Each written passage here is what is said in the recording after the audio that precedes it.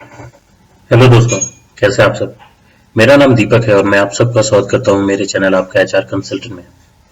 दोस्तों, ये आज का जो क्वेश्चन आंसर सेशन है मैं काफ़ी दिन बाद लेके आ रहा हूं, मुझे पता है। और लेकिन आज के इस क्वेश्चन आंसर सेशन में हम बहुत ही इंपॉर्टेंट टॉपिक के बारे में बात करेंगे और उस इंपॉर्टेंट टॉपिक का नाम है मर्जर एंड एक्विजिशन। तो मर्जर और एक्विजिशन के बारे में थोड़ा सा मैं बताऊंगा और डिटेल में हम मर्जर एंड एक्विजिशन में नहीं जाएंगे, लेकिन हम कंडीशन जानेंगे कि जब मर्जर और एक्विजिशन होता है तो उसके बाद कंपनियां क्या करती हैं, एम्प्लॉयज के ऊपर क्या इफेक्ट पड़ता है। ठीक है, तो मैं एम्प्लॉय के पर्सपेक्टिव से चीजें बताने की कोशिश करूंगा। तो चलिए शुरू करते हैं दोस्तों। तो सबसे पहली चीज हम यहाँ सिनेरियो ले लेते हैं। तो सिनेरियो ये है कि you have been working hard for a company for years. आप बहुत समय से एक कंपनी में काम कर रहे हैं, अपना खून पसीना अच्छे से मेहनत कर रहे हैं वहां पे और सब अच्छा चल रहा है। लेकिन एक दिन क्या होता है, मर्जर हो जाता है उस कंपनी का किसी दूसरी कंपनी के साथ। ठीक है, उस कंपनी को जो है एक्वायर कर लिया जाता है और अब जो है नई कंपनी आ जाती है, जो बॉस है वो नया आ जाता है। अब यहाँ पे जो एम्प्लॉयज हैं उनके दिमाग में अब ये है कि अरे यार अब तो मर्जर हो गया, कंपनी एक्वायर हो गई है, अब हमारा क्या होगा। ठीक है, तो ये क्वेश्चन ऑब्वियसली जो है एम्प्लॉयज के दिमाग में आता है। So now what will happen to the employees of the old company in this case. तो इस केस में जो पुराने एम्प्लॉय हैं जो कि ऑलरेडी पुरानी कंपनी में काम कर रहे थे, जब जिस कंपनी ने एक्वायर कर लिया है, उस कंपनी के एक्वायर करने के बाद क्या होगा जो पुराने एम्प्लॉय उनके साथ। जो कंपनी के करंट एम्प्लॉय हैं वो तो रहेंगे ही रहेंगे, लेकिन जो पुरानी कंपनी के जो एम्प्लॉय हैं उनके साथ क्या होने वाला है।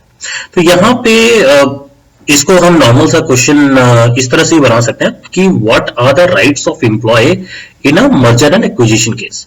तो एम्प्लॉयज के क्या राइट्स हैं, अगर ऐसा कोई केस होता है तो एम्प्लॉयज के क्या राइट बनते हैं।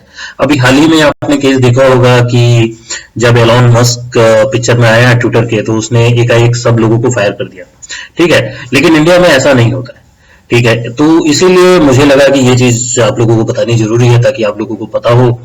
तो चलिए जानते हैं कि कौन कौन से राइट हैं एम्प्लॉय के पास और क्या क्या जो है एक जिम्मेदार कंपनी अपने एम्प्लॉय के लिए करती है और इंडिया में क्या रूल बने हैं एम्प्लॉय के रिगार्डिंग। चलिए दोस्तों, तो यहाँ पे मैं जो चीजें हैं वो बताने से पहले एक डेफिनेशन क्लियर करना चाहूंगा, वो है वर्कमैन की डेफिनेशन। अब वर्कमैन की definition basically industrial dispute act में दी गई है। इंडस्ट्रियल डिस्प्यूट एक्ट ही बेसिकली मर्जर एंड एक्विजिशन से डील करता है।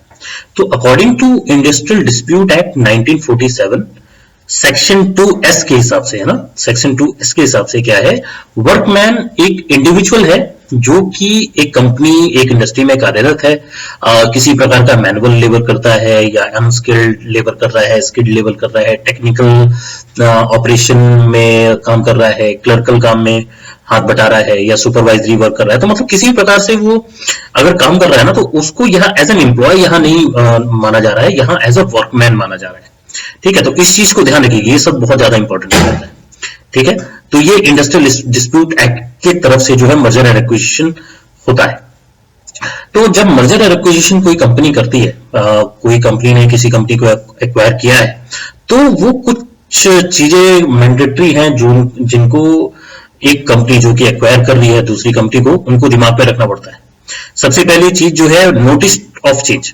मतलब जब कोई कंपनी नई कंपनी जो एक्वायर करने वाली है, वो अगर एक्वायर कर रही है, तो जो नए एम्प्लॉय जो उसके अंडर में आएंगे उनको 21 डेज पहले, ठीक है, 21 डेज पहले सेक्शन 9A के तहत, इंडस्ट्रियल डिस्प्यूट एक्ट के सेक्शन 9A के तहत जो वर्कमैन है जो कि एम्प्लॉय हैं, उनको 21 दिन का नोटिस दिया जाता है, एडवांस में बताया जाता है कि देखो ऐसा ऐसा करके मर्जर एक्विजिशन होने वाला है, तो कुछ भी जो चीजें होंगी उस चीज के लिए तैयार रहिएगा। तो 21 दिन पहले ये नोटिस दे दिया जाता है। ठीक है, होप आपको पहली जो पॉइंट है वो क्लियर होगा। सेकंड जो सबसे इंपॉर्टेंट पॉइंट है दोस्तों, वो है कंसेंट ऑफ एम्प्लॉयज। देखिए, विदाउट एनी कंसेंट आपके साथ कुछ नहीं किया जा सकता। ठीक है, तो कंसेंट एम्प्लॉय का होना बहुत ज्यादा जरूरी है, क्योंकि जो एम्प्लॉय पुरानी कंपनी में काम कर रहा था, जब कंपनी मर्ज हुई तो नए कंपनी के बॉस जो है हैंडल करने लगे, तो यहाँ पे जो पुरानी एम्प्लॉय है उनका कंसेंट होना बहुत ज्यादा जरूरी है। तो it is mandatory for an old employer to take the consent of a workman, even if there is no change in the terms and condition of their services and they are transferred on same and more on favourable terms.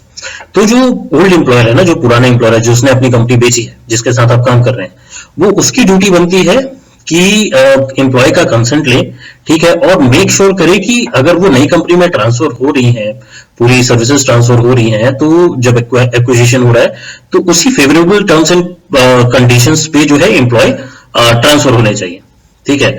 अगर employ का consent है तब कि employ चाह रहा है कि हाँ मैं नई कंपनी में जाके काम करना चाहूंगा, उसी टर्म्स एंड कंडीशन पे मैं काम करूंगा, तो अगर वो कंसेंट देता है तब जो है सेम टर्म एंड कंडीशन पे वो काम कर सकता है। अगर लेट्स से कोई वर्कमैन या जहां पे एम्प्लॉय है, तो अगर एम्प्लॉय मना कर देता है कि नहीं मेरा कंसेंट तो नहीं है, मैं नई कंपनी में जाके काम नहीं करने वाला, पता नहीं क्या रहेगा, और अभी तो मेरे साथ सब अच्छा चल रहा है, नई कंपनी में अगर मैं जाता हूं जो जिसने एक्वायर किया है, पता नहीं मेरे साथ क्या हो, कल को मेरे को निकाल भी सकते हैं। अगर ऐसा कुछ दिमाग में रहता है एम्प्लॉय के, तब विदाउट कंसेंट कंपनी उसको वहां नहीं भेज सकती, नई कंपनी में नहीं भेज सकती। तो इस केस में क्या करना होगा, इस केस में रिट्रेंचमेंट पॉलिसी आती है, तो रिट्रेंचमेंट कंपनसेशन उसको दिया जाएगा as per the provision of industrial dispute act, ठीक है। अब यहां पे आप पूछेंगे रिट्रेंचमेंट क्या होता है। बेसिकली रिट्रेंचमेंट वो कंडीशन होती है जब कोई कंपनी कॉस्ट कटिंग करती है, कॉस्ट कटिंग करने के चक्कर में जो है इंप्लॉयज को निकालती, ठीक है, तो उसको रिट्रेंचमेंट कंपनसेशन मिलेगा, ठीक है। तो कंपनसेशन जरूर मिलेगा अगर वो करंट कंपनी में नहीं जाना चाहता, ठीक है। तो होप आपको दूसरा पॉइंट क्लियर हुआ होगा। अब हम चलते हैं तीसरे पॉइंट पे, that is continuity of services. तो ये एक बहुत ही ज्यादा इंपॉर्टेंट एस्पेक्ट है दोस्तों इन टर्म्स ऑफ एम्प्लॉय के रिगार्डिंग, ठीक है। तो जब मर्जर और एक्विजिशन होता है, ठीक है, तो यहां पे अगर मान लीजिए एम्प्लॉय ने अपना कंसेंट दे दिया कि मैं देखिए मेरा कंसेंट है, मैं जो कंपनी एक्वायर कर रही है मैं उनके साथ भी काम करने को तैयार हूं, तो उस समय क्या होता है, जिस कंडीशन पे, जैसे मैंने बताया ना, सारे फेवरेबल टर्म्स एंड कंडीशन के साथ एम्प्लॉय करंट कंपनी में जाएगा, तो यहां पे वही हो रहा है, continuity of services. That means कि जो एम्प्लॉय ट्रांसफर हो रहा है नई कंपनी में जिसने एक्वायर किया है, वो कंटिन्यू करेगा अपनी सर्विसेज विद जो भी उसके टर्म्स एंड कंडीशन थी, जो उसको पॉलिसीज मिली हुई थी पुरानी कंपनी में, उसी टर्म्स पे वो काम करेगा। फॉर एग्जांपल, अगर आपको राइट टू एंजॉय वेकेशन था, मतलब नंबर ऑफ छुट्टियां आपको जितनी मिली हुई थी, जितनी आपकी सेव छुट्टियां थी, वो सारी छुट्टियां जो है आपको मिलेंगी, सारी छुट्टियां जो वो सेव रहेंगी। प्रेगनेंसी का जो है सारा बेनिफिट आपको मिलेगा, पेरेंटल लीव का, मतलब जो जो पॉलिसी उस पुरानी कंपनी में थी, ये सारी की सारी जो है पॉलिसीज, जो बेनिफिट्स है, पॉलिसीज नहीं बोलूंगा, बेनिफिट बोलूंगा, ये सारी बेनिफिट आपको करंट कंपनी पे भी मिलेगी। तो that is called continuity of a services. Then आखिरी जो आता है, that is called social security obligation. तो सोशल सिक्योरिटी ऑब्लिगेशन बेसिकली क्या होता है कि जब आप ट्रांसफर होते हो किसी दूसरी कंपनी में, जो कि जिसने एक्वायर किया है आपकी पुरानी कंपनी को, तो आपका जो ट्रांसफर होता है, ट्रांसफर होने के साथ जो आपके डॉक्यूमेंट्स हैं, ठीक है, जो लीगल डॉक्यूमेंट्स है जो कि कंपनी के पास होते हैं, फॉर एग्जांपल जो है पीएफ बेनिफिट्स हो गया, ईएसआईसी बेनिफिट्स हो गया, ठीक है, ये सारे के सारे जो है सोशल सिक्योरिटी ऑब्लिगेशंस भी नई कंपनी के पास चले जाते हैं, ये भी उनको मेंटेन करना पड़ता है और ये भी इनको देना पड़ता है, ठीक है दोस्तों।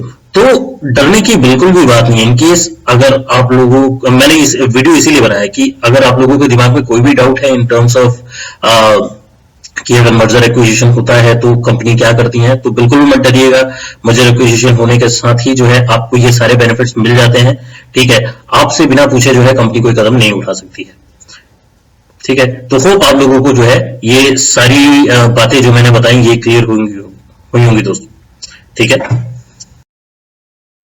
तो आशा करता हूं आज का वीडियो आप लोगों को पसंद आया होगा। थोड़ा सा जो है ज्यादा टेक्निकल हो गया, बट ये चीजें जो है एक्ट के हिसाब से समझानी जरूरी थी, इसलिए मैंने समझाया। तो आप लोगों को पसंद आया होगा तो ज्यादा से ज्यादा अपने दोस्तों के साथ शेयर कीजिएगा और सब्सक्राइब करना मत भूलिएगा दोस्तों। मैं ऐसे ही नए कंटेंट आप लोगों के लिए लेकर आता रहूंगा। मैं मिलूंगा आप लोगों से अगली वीडियो में, तब तक के लिए अपना ख्याल रखिएगा। धन्यवाद दोस्तों।